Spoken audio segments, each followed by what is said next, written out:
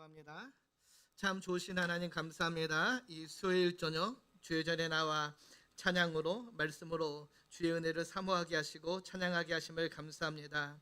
이 시간 우리가 주의 말씀을 나눌 때 성령 하나님 함께하여 주시사 우리의 마음의 눈을 열어주셔서 그 말씀이 우리의 마음에 심겨지게 하시고 그 심겨진 말씀대로 살아갈 수 있도록 주님 인도하여 주시옵소서. 주의 전에 귀한 예물 드린 손길이 있습니다. 이모님의 장례를 마치고 드린 손길에 주님 함께하여 주시사 하나님의 놀라운 은혜로 더욱더 풍성하게 채워 주시옵소서. 감사드리며 우리를 권하신 예수님의 이름으로 기도드립니다. 아멘. 할렐루야. 할렐루야, 반갑습니다. 오늘도 이 수요 예배 자리에 나오신 우리 성도님들을 환영하고 축복합니다. 우리 9월 시작과 함께 누가복음 말씀을 함께 살펴보면서 믿음이 깊어가는 가을이란 주제로 함께 말씀을 나누고 있습니다. 우리가 지난 시간 세례 요한의 외침을 함께 살펴봤었죠. 회개하라라는 세례 요한의 외침에 사람들이 우리가 무엇을 하리까라고 이야기를 하죠. 그 질문을 통해서 우리의 믿음의 첫걸음이 어떠해야 되는지, 우리의 삶에 어떤 회개 열매들이 맺혀야 되는지를 함께 살펴봤었습니다. 사랑하는 성도 여러분, 죄송합니다. 회개는 단순한 죄책감을 느끼는 것에 멈추는 것이 아니죠. 회개는 하나님과의 그 관계를 새롭게 함으로 우리의 삶의 방향을 바꾸어 하나님께 돌이키는 것입니다. 그래서 우리가 전심으로 진심으로 회개를 했다라면은 삶의 방향이 바뀌고 삶의 아름다운 회개의 열매들이 맺혀야 한다라는 것이죠. 우리의 마음과 생각 또 우리의 모든 삶의 모습들이 하나님의 모시기 합당한 그런 삶의 모습들이 나타나야 한다라는 것입니다. 이 세례 요한은 그 자신의 그 외침을 통하여서 그 모습들이 어때야 되는지를 세 가지로 말씀했죠. 첫 번째, 나눔의 삶이었습니다. 사랑의 실천이었죠. 하나님을 사랑하고 이웃을 사랑하는 그 사랑이 나눔으로 나타나야 하는 것, 그것이 회개의 열매의 모습이라고 이야기합니다. 옷을 나누고 먹을 것을 나누는 삶, 그런 삶의 모습이 있어야 한다라는 것이죠. 또 정의와 공의가 실현되는 그런 삶을 살아야 한다는 것입니다. 세리들과 군인들에게 더 많은 것을 거두지 말고 족한 줄 알라라고 이야기하면서 하나님 나라는 정의와 공의가 실현되는 나라임을 우리에게 알려주었습니다. 세례 요한이 강조한 이 사랑과 정의와 공의가 실천되는 삶은 단순한 우리의 개인의 삶의 모습이 아니라 우리의 이 삶의 모습을 통하여서 하나님 나라의 모형을 보게 되는 것, 그것이 회개에 합당한 열매임을 알려주었습니다. 사랑하는 성도 여러분, 우리의 믿음이 진심으로 또 진정으로 성숙되어져 간다는 것은 우리의 삶에 이런 회개의 열매들이 아름답게 맺혀지는 것입니다. 이 가을이 깊어짐에 따라 우리의 삶의 모든 자리에서 사랑과 정의와 공의의 열매들이 맺혀지는 저와 여러분 되기를 주님의 이름으로 축복합니다. 그리고 오늘은 이어서 4장 말씀을 함께 봅니다. 세 번째 시간이죠. 시험을 이기는 능력, 믿음에 대해서 함께 살펴보고자 합니다. 사랑하는 한마음 가족 여러분, 믿음의 길은 단순하고 명확합니다. 하나님을 의지하고 그분의 말씀에 순종하는 것, 그것이 믿음의 핵심이죠. 그러나 우리의 삶의 자리를 돌아보면은 이 단순한 진리를 아는 것과 또 실제로 그것을 삶으로 살아내는 것에는 큰 간격이 있음을 보게 됩니다. 우리가 머리로는 너무도 잘 알고 있지만은 우리의 마음과 삶으로 그 말씀을 실천하지 못할 때가 너무 많다라는 것이죠. 특별히 우리가 직면하는 시험과 유혹 앞에서 우리는 하나님의 말씀대로 살아내지 못하는 모습들이 종종 있습니다. 하나님의 자녀라면은 그 시험을 우리가 피할 수가 없죠. 신앙이 깊어질수록 하나님과의 관계가 더 깊어질수록 오히려 시험은 더 교묘하고 집요하게 우리를 찾아올 때가 있습니다. 그래서 시험은 단순한 어떤 사건이 아니라 그 시험 속에서 우리의 믿음의 모습들이 드러나게 되는데요. 오늘 본문 4장은 그 시험의 문제에 대해서 우리에게 알려주고 있습니다. 그 시험, 우리가 삶에서 마주하는 대부분의 시험을 어떻게 우리가 이겨내고 승리할 수 있는지를 알려주는데요. 오늘 본문 1절을 보면 이렇게 시작을 합니다. 우리 1절을 세 번역으로 지금 같이 보겠습니다.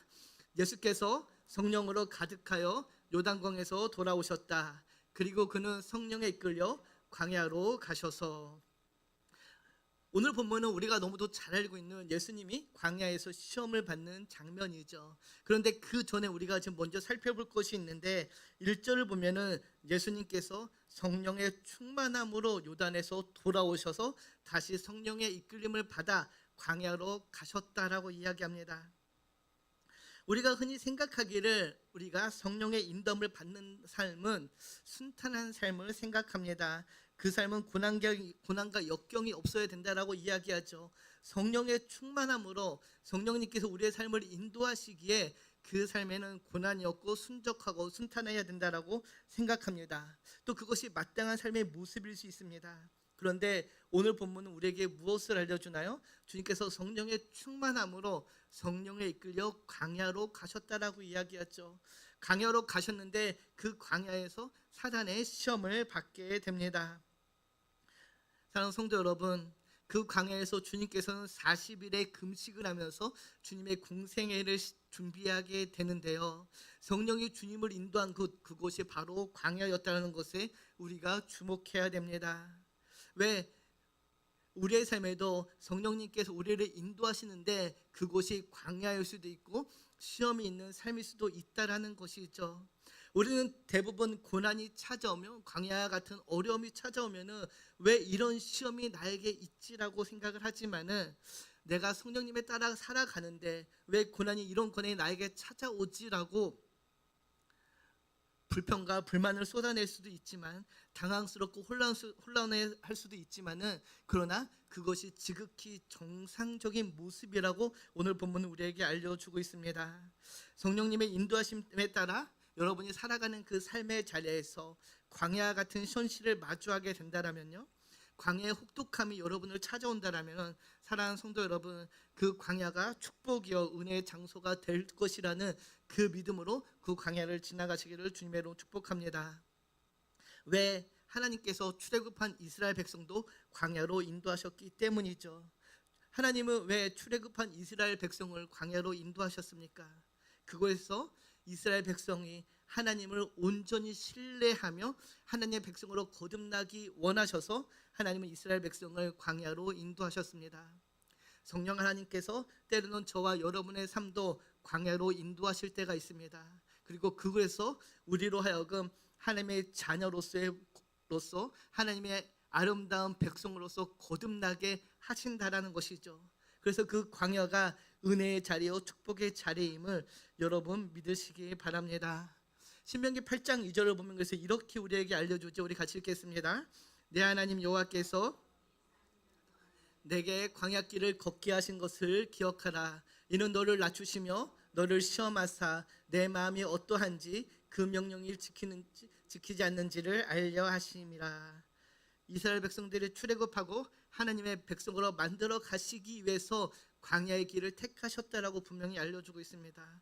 그리고 하나님께서는 그 광야에서 이스라엘 백성을 먹이시고 입히시며 하나님의 백성으로 하나님의 은혜를 경험하게 하셨습니다. 사랑하는 성도 여러분, 혹시 지금 광야 같은 그런 삶의 자리에 머무르고 계십니까? 낭망하지 마시기 바랍니다. 그리고 그 광야의 끝에 있는 하나님의 놀라운 선물을 기대함으로 그 길을 순종함으로 걸어가는 저와 여러분의 되기를 다시 한번 축복합니다. 우리의 삶에 중요한 것은, 사랑하는 성도 여러분, 내가 어디에 있느냐보다는 내가 그곳에 누구와 함께 있느냐가 더 중요합니다. 지금 내가 있는 곳이 호화로운 궁전 같은 곳이라 할지라도 여러분, 모두가 부러워하는 그런 삶의 모습 같을지라도 그곳에 주님이 함께하지 않는다라면은, 그 삶에 성령 하나님의 인도하심이 없다라면은 그 삶은 메마른 광야 같은 삶이 될 수 있습니다. 그러나 내가 있는 곳이 광야 같은 곳일지라도 그곳에 주님이 함께하시면, 성령 하나님이 우리를 인도하시면 그 광야는 놀라운 축복의 장소가 될 것입니다. 우리가 자주 부르는 찬송가 438장 내용은 은총이 입어 있죠. 어떤 뉴스를 보니까는 대한민국 성도들이 가장 좋아하는 찬양이 이 438장이라고 하더라고요. 그 찬양의 가사의 끝을 보면 이렇게 이야기하죠. 주 예수와 동행하니 그 어디나 하늘나라라고 고백을 합니다. 고난이 있을지라도 슬픔 많은 이 세상일지라도 그곳에 주님이 함께 하시니 그곳이 바로 천국이라고 알려줍니다. 사랑하는 성도 여러분, 우리는 이 사실을 믿어야 합니다. 내가 어디에 있든지 그곳에 주님이 함께 하시며 그곳이 천국임을 여러분 믿으시기를 축복합니다. 그리고 바라기는 순간순간 우리의 삶의 모든 순간 성령 하나님이 그 놀라운 인도하심에 따라 여러분이 있는 모든 곳이 또 천국이 되기를 축복합니다.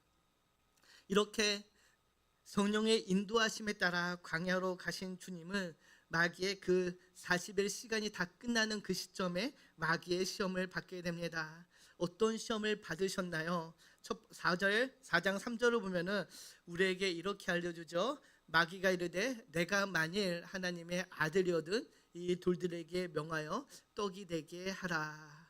40일이 끝나는 그 시점 주님이 줄이셨습니다. 배고프셨죠. 그때 사단이 나타나서 마귀가 나타나서 이 돌들로 떡이 되게 하라, 빵이 되게 하라라고 유혹을 하지요. 배고픔의 문제, 지금 눈앞에 있는 그 현실의 문제를 들고 유혹을 합니다. 그런데 우리가 이 3절에서 더욱더 중요하게 봐야 되는 것이 있는데 무엇인가요? 바로 3절을 보면은 내가 만일 하나님의 아들이거든이라고 주님을 명하죠. 이야기하죠. 당신이 하나님의 아들이거든 이 돌들에게 명하여 떡이 되게 하라라고 이야기합니다. 당신이 정말로 하나님의 아들이거든. 첫 번째와 세 번째 시험에 동일하게 사용되었는데요. 사단은 당신이 하나님의 아들이라는 그 조건을 달아 예수님을 지금 시험하고 있습니다. 여기서 우리가 중요한 사실 하나를 발견하게 되는데요.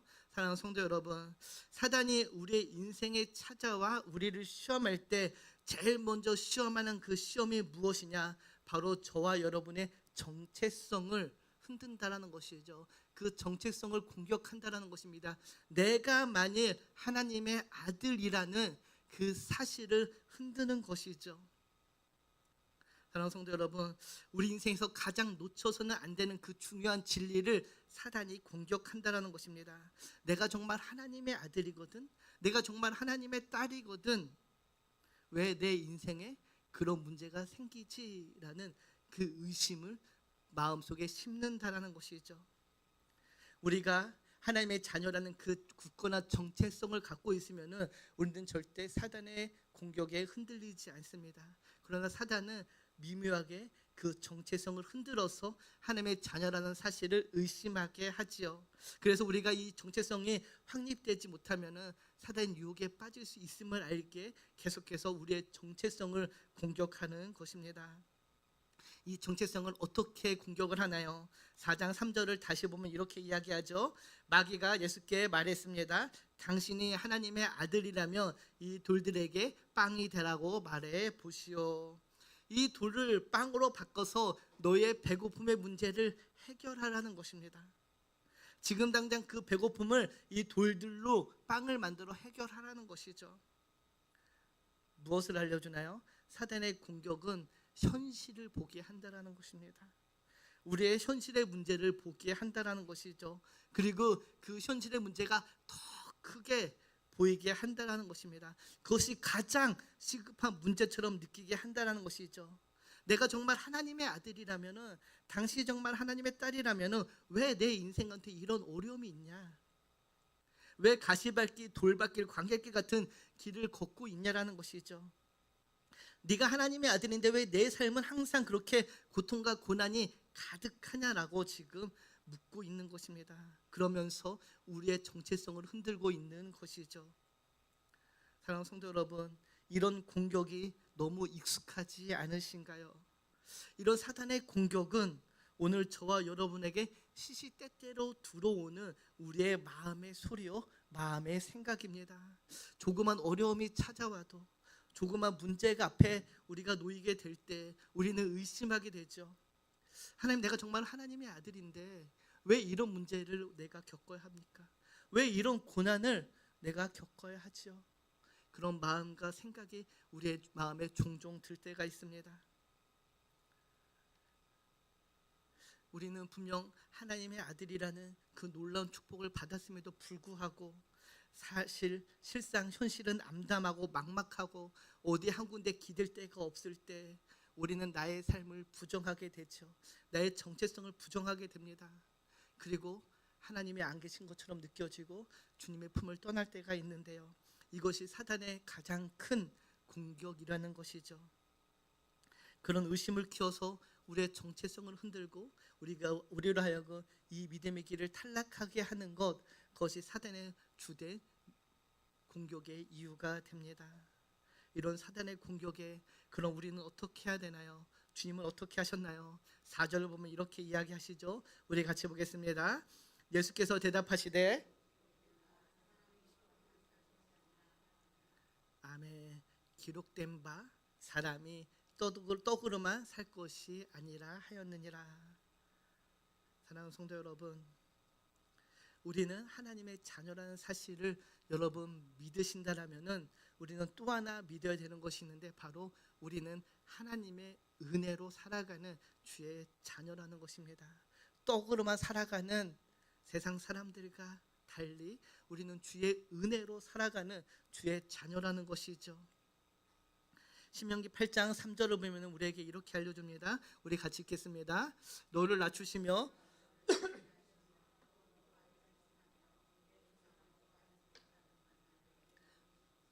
사람이 떡으로만 사는 것이 아니요 여호와의 입에서 나오는 모든 말씀으로 사는 줄을 내가 알게 하려 하심이니라. 아멘.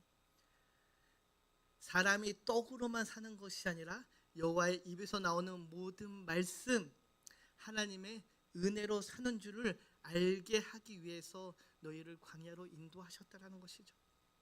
광야 이스라엘 백성은 그 광야의 길을 걷는 동안 하늘에서 내리는 그 만나와 메추라기로 먹고 살게 되었습니다. 그 만나가 무엇을 상징하나요? 지난 출애굽기를 살펴보면 말씀드렸죠. 하나님께서 우리의 인생을 책임져 주신다라는 것이 그 만나 안에 담겨진 의미입니다. 내가 내 힘으로 살아가는 것이 아니라 하늘에서 내리는 그 만나로 살아가는 하나님의 자녀라는 것을 알게 해주는 그것이 바로 만나였죠. 사랑하는 성도 여러분, 우리가 하나님의 자녀가 되었다고 해서 우리가 성령 하나님의 인도하심에 따라 이 믿음의 길을 걷는다고 해서 우리의 삶에 문제가 없는 것은 아닙니다. 삶의 평탄대로 꽃길만이 있는 것은 아니죠. 그러나 우리가 알아야 하는 것, 우리가 믿어야 하는 것, 비록 그런 고난과 역경이 우리의 삶에 있을지라도 우리가 하나님의 자녀이기 때문에 우리 하나님께서는 그 모든 길을 통하여서 우리의 삶을 선으로 바꾸신다는 것입니다. 합력하여 선을 이루어 나가시는 그 하나님께서 그 돌밭길을, 그 광야길을 축복의 길로 바꾸신다는 것이죠. 그 길 끝에 하나님의 영광스러운 은혜의 자리가 있다라는 것입니다. 삶의 현실을 볼 때에는 막막하지만은 그러나 사랑하는 성도 여러분, 그 문제를 먼저 바라보지 마시고 내가 누구인지를 먼저 바라보시기를 축복합니다. 우리의 현실을 이기는 것은 나의 정체성을 내가 간절히 붙잡고 나갈 때 우리는 현실의 문제를 넘어 하나님의 그 영광의 승리의 길을 걷게 될 것입니다. 현재를 바라보며 현실을 바라보며 나를 판단하지 마십시오. 그 현실이 나를 재단하지 않습니다. 그 현실이 나의 가치를 측정하지 않습니다. 나의 가치는 하나님께서 이미 측정하시고 매기셨습니다. 하나님의 걸작품이라는 존귀한 자녀라는 사실을 믿으시며 이 믿음의 길을 걸어가시기를 주님의 이름으로 축복합니다. 두 번째 시험은 여러분 무엇이었나요? 4장 5절에서 7절을 보면 이렇게 알려주죠. 우리 조금 길지만 다시 한번 같이 읽겠습니다.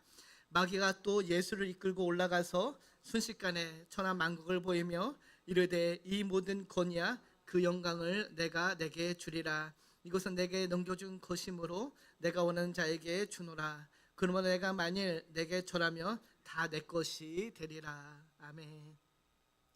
사단은 마귀는 예수님을 일구고 순식간에 높은 곳에 와서 천하 만국의 영광을 보여주죠. 그리고 당신이 나에게 절을 하면 경배하면은 이 모든 것을 다 당신에게 주겠다라고 제안합니다. 솔깃한 제안이죠. 지금 우리말로 다시 바꿔서 표현을 하면은 나를 경배하고 나를 예배하면은 내가 부와 명예와 권세를 다 주겠다라고 제안하는 것입니다. 너무도 매력적인 제안이 아닐 수 없습니다. 사랑하는 성도 여러분, 만약 여러분에게 이런 제안이 들어온다라면은 여러분 흔들리지 않을 수 있으십니까? 여러분에게 당장 부와 명예를 준다라고 하면은 여러분 그 유혹을 이겨낼 수 있으십니까? 세상은 여전히 우리에게 말합니다. 이 땅의 영광을 누리라고, 그것을 붙잡으라고, 그것이 최고의 가치라고 이야기하죠. 그래서 우리는 결정해야 됩니다. 이 땅의 영광을 붙잡을지 아니면 하나님 나라의 영광을 붙잡을지. 너무도 갈등되는 순간이죠. 제가 설교를 쓰면서 잠시 생각해 봤습니다. 누군가 나에게 아주 큰 교회 담임 목사직으로 오라 그러면은, 사탄이 그런 유혹을 한다라면은 나는 흔들리지 않을 수 있을까? 과연 그 유혹을 떨쳐낼 수 있을까? 여러분 장담하십니까? 바라기는 저와 여러분은 이 세상의 헛된 영광을 붙잡는 것이 아니라 하나님 나라의 그 영광을 붙잡는 저와 여러분이 되기를 축복합니다. 왜? 이 세상의 영광은 찰나에 지나지 않기 때문이죠. 이사야 40장 8절로 보면 우리에게 이렇게 알려주죠. 우리 같이 읽겠습니다. 푸른 마르고 꽃은 시드나 하나님의 말씀은 영원히 서리라. 아멘. 푸른 마르고 꽃은 시드나, 아름답게 보이는 저 풀과 저 꽃이 영원할 것 같지만은 그러나 언젠가는 시들게 됩니다. 그러나 영원히 사라지지 않는 것이 있죠. 바로 우리에게 주신 그 하나님의 나라, 놀라운 하나님의 은혜입니다. 우리가 그 하나님의 나라를 소망하고 나아갈 때에 우리는 이 세상의 것에 마음을 두지 않고 영원한 하나님 나라를 보며 살아갈 수 있게 될 것입니다. 바라기는 찰나의 인생이 아닌 영원한 하나님 나라를 바라보고 가는 저와 여러분 되기를 소망합니다. 사단의 이 두 번째 유혹의 함정이 또 하나 있습니다. 우리가 또 하나 주의할 것은 그 안에 속임수가 있는데요. 7절을 보면 이렇게 이야기하죠. 그러므로 내가 만일 내게 절하면 다 내 것이 되리라. 마귀는 예수님에게 세상의 권세와 부를 약속하며 달콤한 제안을 하죠. 내게 절하면 이 모든 것을 다 내게 주겠다라고 이야기합니다. 그런데 현실은 그가 그것을 줄 수 없습니다. 실제로 준다 하더라도 영원하지가 않죠. 왜? 사랑하는 성도 여러분, 이 세상의 모든 것은 하나님께 속해 있기 때문입니다. 사단에게 일부 임시 그 권위를 주었지만은 이 모든 것은 다 하나님께 속해 있지요. 자기 것이 아닌 것을 줄 수 없는 것 아니겠습니까? 사탄의 그 유혹은 결국 달콤하지만은 속을 들여다보면은 헛된 약속에 불과하다라는 것입니다. 그래서 사단의 그 헛된 유혹에 주님께서 어떻게 말씀하시나요? 8절을 보면 이렇게 이야기하죠. 우리 같이 보겠습니다. 예수께서 대답하여 이르시되 기록된 바 주 너의 하나님께 경배하고 다만 그를 섬기라 하였느니라. 아멘. 주님께서는 단호하게 말씀하시죠. 우리가 경배할 대상 오직 하나님 한 분뿐이라는 것입니다. 사랑하는 성도 여러분, 사단의 이런 유혹, 세상의 이런 유혹에 우리가 기억해야 되는 것은 그 본질을 분별할 수 있어야 되는 것이죠. 마귀의 사탄의 그 달콤한 유혹은 영원할 것 같지만은 영원하지 않다라는 것입니다. 이 세상이 우리에게 유혹하는 그 모든 것은 다 유한하다라는 것이죠. 그것은 언젠가 사라지고 없어지게 됩니다. 그것이 없어지지 않으면 제가 없어지죠. 내가 죽게 되니까요. 영원하지 않습니다. 우리가 붙잡아야 될 것은 영원한 것, 영원의 가치를 붙잡아야 한다는 것이죠. 그래서 우리의 삶과 우리의 행동은 언제나 영원한 가치와 연결되어져야 합니다. 무엇을 말하나요? 하나님 나라를 소망하고 그 하나님 나라를 바라보는 그 소망으로 이 땅을 살아가야 한다는 것이죠. 지금 이 땅의 영원한 곳, 헛된 곳에 마음을 두는 것이 아니라 우리가 가야 할 그 본향을 사모하며 그 영원한 나라를 소망할 때 이 세상의 것들이 아주 아무것도 아닌 것처럼 볼 수 있게 된다는 것입니다. 사랑하는 성도 여러분, 지금 이 세상이 우리를 유혹하는 물질과 명예와 권력, 인기 등 달콤하게 보이는 것들이 너무도 많이 있습니다. 또 그것이 없어서는 살아갈 수 없을 것처럼 느껴질 때도 있습니다. 그러나 우리가 기억해야 되는 것은 그러한 것들이 우리의 삶에 진정한 만족과 행복을 주지 못한다라는 것이죠. 바라기는 영원한 가치에 우리가 마음을 두고 그 가치를 소망하며 나아갈 때에 우리는 그 사단의 유혹을 이겨내게 될 것입니다. 바라기는 저와 여러분의 삶의 중심을 하나님 나라에 두고 날마다 하나님만을 섬기는 저와 여러분 되기를 소망합니다. 사단의 세 번째 시험 무엇이었습니까? 바로 하나님을 신뢰하냐는 그 믿음의 시험인데요. 오늘 보면 9절에서 11절을 보면 이렇게 이야기합니다. 우리 같이 읽겠습니다. 또 이끌고 예루살렘으로 가서 성전 꼭대기에 세우고 이르되 내가 만일 하나님의 아들이거든 여기서 뛰어내리라. 기록되었으되 하나님이 너를 위하여 그 사자들을 명하사 너를 지키게 하시리라 하였고 또한 그들의 손으로 너를 받들어 내 발이 돌에 부딪히지 않게 하시리라 하였느니라. 아멘. 마귀의 세 번째 시험, 바로 예수님을 성전 꼭대기에 데리고 가서 그곳에서 뛰어내리라고 말하는 것이죠. 내가 정말 하나님의 아들이거든 이곳에서 뛰어내려도 하나님께서 너를 지켜주실 거야 라고 이야기합니다. 하나님을 온전히 신뢰하냐라는 그 시험 속에서 하나님을 테스트하고 있는 것이죠. 방금 사단이 이야기한 그 이야기가 어디에 나와 있습니까? 여러분 시편에 나와 있는 말씀입니다. 시편 91편을 보면 이렇게 알려주는데요. 우리 같이 시편 91편 11절 12절을 보겠습니다. 그가 너를 위하여 그의 천사들을 명령하사 내 모든 길에서 너를 지키게 하심이라. 그들이 그들의 손으로 너를 붙들어 발이 돌에 부딪히지 아니하게 하리로다. 아멘. 사단은 성경에 기록된 이 말씀을 갖고 지금 예수님을 유혹하고 있습니다. 사랑하는 성도 여러분, 중요한 사실을 하나 보게 됩니다. 사단도 하나님의 말씀으로 저와 여러분을 유혹한다라는 것이죠. 사단도 하나님의 말씀을 인용해서 우리를 미혹할 수 있다라는 것입니다. 그래서 우리에게 필요한 것이 무엇인가요? 말씀에 대한 바른 이해와 분별력이죠. 요즘 대부분의 이단들은 하나님의 말씀을 갖고 우리를 미혹하지 않나요? 그래서 우리는 그 말씀에 대한 바른 이해가 필요합니다. 예수님은 사탄의 유혹에 단호하게 대답하시죠. 12절을 보면은 예수께서 대답하여 이르시되 주 너의 하나님을 시험하지 말라 하였느니라. 사단의 그 유혹에 주님께서도 신명기의 말씀을 통하여서 다시 한번 그 유혹을 물리칩니다. 우리 하나님은 우리의 시험의 대상이 아니라는 것이죠.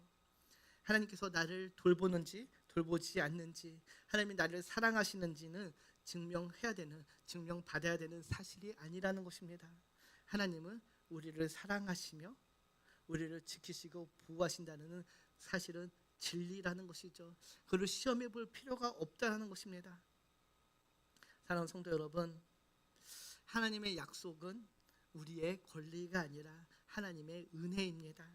그 은혜가 우리의 삶을 살리며 우리를 푸른 초장과 실만한 물가로 인도하시는 것, 그것이 은혜라는 것이죠. 당연한 우리의 권리가 아니라는 것입니다. 하나님은 시험 받으실 분이 아니라는 것이죠. 우리가 해야 할 일은 그분을 시험하는 것이 아니라 그분을 믿고 그분을 신뢰하며 그분의 말씀에 순종하며 따라 살아가는 것이라는 것이죠. 사랑하는 성도 여러분, 믿으시기 바랍니다. 기억하시기 바랍니다. 우리 하나님은 시험을 받으시는 분이 아니라 그분은 우리의 믿음의 대상이요 신뢰의 대상이 될 뿐입니다. 바라기는 믿음으로 나아가며 하나님의 은혜를 붙들고 흔들림 없이 하나님과 동행하는 저와 여러분 되기를 소망합니다. 이렇게 사단의 시험을 물리치신 후 오늘 본문 13절을 보면은 모든 시험이 끝나자 사단이 떠났다라고 이야기하죠. 오늘 본문의 평행 본문이 마태복음을 보면은 4장 10절을 보면 마지막 시험에 주님께서 이렇게 이야기하십니다. 우리 같이 읽겠습니다. 이에 예수께서 말씀하시되 사단아 물러가라. 기록되었으되 주 너의 하나님께 경배하고 다만 그를 섬기라 하였느니라. 아멘. 마지막에 주님께서는 사탄아 물러가라, 사탄을 꾸짖으시죠. 그를 꾸짖고 그의 시험을 물리치십니다. 한 가지 궁금한 것이 있었습니다. 왜 처음부터 사탄아 물러가라 하고 그 사탄의 시험을 물리치시지 않고 3번의 시험을 받으셨을까 생각해 봤습니다. 왜 주님은 처음부터 사탄아 물러가라, 사탄의 공격을 물리치시지 않고 3번의 시험을 온전히 받으셨을까요? 이 시험을 통해서 우리에게 말씀해 주시고자 하는 것이 있었기 때문이죠. 그 시험을 이기고 순종하는 하나님의 아들의 모습을 우리에게 보여주시기 위함이었습니다. 그리고 우리에게 말씀해 주시죠. 하나님의 말씀을 믿고 순종함으로 사단의 유혹을 이겨나가라고 알려주기 위해서 주님께서도 온전히 그 사단의 시험을 감당하신 것입니다. 사랑하는 한방가족 여러분, 사탄 마귀는 우리의 삶의 자리마다 다양한 방법으로 우리를 유혹하고 우리를 미혹하며 우리를 시험합니다. 때로는 사랑하는 가족을 통해서 우리를 시험할 때가 있고요. 때로는 교회 공동체 성도를 통해, 때로는 일터와 일상의 상황을 통해 우리를 유혹할 때가 있습니다. 그들이 사탄이 사용하는 방법은 매우 다양하지만은 그 최종 목적은 항상 똑같습니다. 사단이 가장 바라는 것은 우리로 하여금 하나님 없이 살아가기를 원합니다. 우리로 하여금 세상의 욕망과 세상의 길을 따라가기를 원하지요. 그들의 목표는 항상 동일합니다. 우리로 하여금 하나님을 믿지 않고 순종하지 않도록 만드는 것, 그래서 하나님 없이 살 수 있다라고 믿게 하는 것, 또 실제로 그렇게 살아가게 하는 것, 그것이 사단의 최종 목표요, 목적입니다. 그런데 여러분, 우리가 기억해야 되는 것은 우리는 하나님 없이 살아갈 수 없는 존재라는 것이죠. 앞서 말씀드렸듯이 우리가 살아가는 그 삶의 방법은 하나님의 은혜로 살아갑니다. 그러기에 우리는 주 없이 살아갈 수 없는 존재이죠. 그래서 우리가 항상 붙잡아야 되는 것은 영원한 하나님 나라입니다. 사탄의 시험과 유혹은 우리가 세상을 사랑하고 우리의 욕망을 따라 살도록 유혹하지만은, 그러나 사랑하는 성도 여러분, 하나님을 신뢰하고 순종하는 삶에 참된 평안이 있음을 믿으시며 그 길을 걸어가는 저와 여러분 되기를 축복합니다. 이제 말씀을 맺습니다. 오늘 본문을 통하여서 우리가 3가지를 지금 기억했으면 좋겠습니다. 먼저, 우리는 언제나 하나님의 말씀을 붙잡아야 한다는 것이죠. 이 세상의 필요와 욕구, 세상의 유혹 앞에서 하나님의 말씀을 기억하고 의지할 때에 우리는 그 모든 시험을 이길 수 있습니다. 또 우리는 내가 누구인지를 정확히 인식해야 됩니다. 저와 여러분의 정체성을 확실히 붙잡아야 한다는 것이죠. 내가 하나님의 자녀라는 사실, 그래서 그 하나님께서 나를 언제나 가장 좋은 길, 선한 길로 인도하신다는 그 믿음이 있을 때에 우리는 세상의 고난과 유혹 앞에 능히 이겨내게 될 것입니다. 그리고 마지막으로 언제나 하나님을 신뢰하시기 바랍니다. 우리 하나님은 언제나 선하십니다. 우리 하나님은 언제나 옳습니다. 우리 하나님은 언제나 정의롭고 공의로운 하나님이십니다. 그래서 우리가 그 하나님을 철저하게 온전히 신뢰할 때에 우리는 세상의 유혹 앞에 당당한 주의 자녀로 살아가게 될 것입니다. 믿음이 깊어가는 이 가을의 여정 속에서 사랑하는 한방 가족 여러분, 우리의 믿음도 더욱더 깊어지기를 소망합니다. 시험이 찾아올 때 좌절하거나 두려워하지 마시고 주님께서 알려주신 이 승리의 법칙을 붙잡고 온전히 승리하는 이 가을 되기를 축복합니다. 기도합니다. 참 좋으신 하나님 감사합니다. 오늘 우리에게 예수님의 그 광야의 시험의 말씀을 들려주시고 그 말씀 속에서 이 땅을 살아가야 되는 그 길과 방법을 알려주시니 감사합니다. 언제나 주님의 말씀을 붙잡고 내가 하나님의 자녀라는 그 사실을 믿음으로 또 하나님을 신뢰함으로 나아가는 우리의 삶이 되게 하여 주시옵소서. 가을의 들판의 곡식이 익어가듯이 우리의 믿음도 더욱 성숙하여져서 어떤 시험 앞에서도 흔들리지 않는 견고한 믿음으로 이 땅을 살아가는 우리의 주의 자녀 되게 하여 주시옵소서. 그래서 우리의 삶의 모든 자리에서 아름다운 주의 열매가 믿음의 열매가 가득하기를 소망하며 우리를 권하신 예수님의 이름으로 감사하며 기도드립니다. 아멘.